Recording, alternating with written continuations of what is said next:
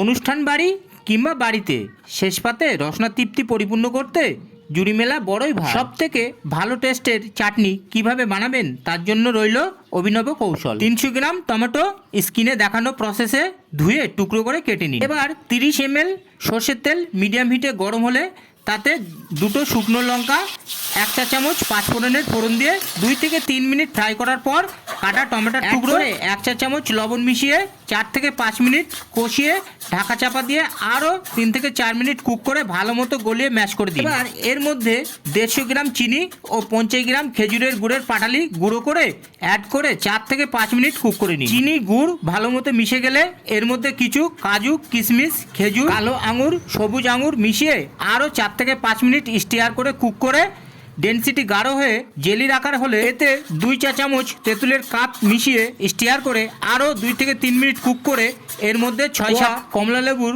টুকরো ছড়িয়ে 2 থেকে 3 মিনিট ফুটিয়ে নামিয়ে নিন। আমরা যখন খেজুর, কিশমিশ এই সমস্ত যোগ করেছিলাম ওই সময় আপনারা পারলে 50 গ্রাম মতো আমসত্ত্ব অ্যাড করতে পারেন।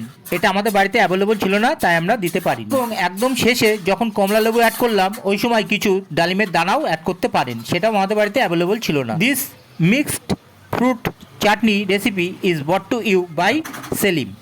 দেখা হচ্ছে পরের ভিডিওতে, ততক্ষণ পর্যন্ত সকলে সুস্থ এবং ভালো থাকুন। Tata, bye bye.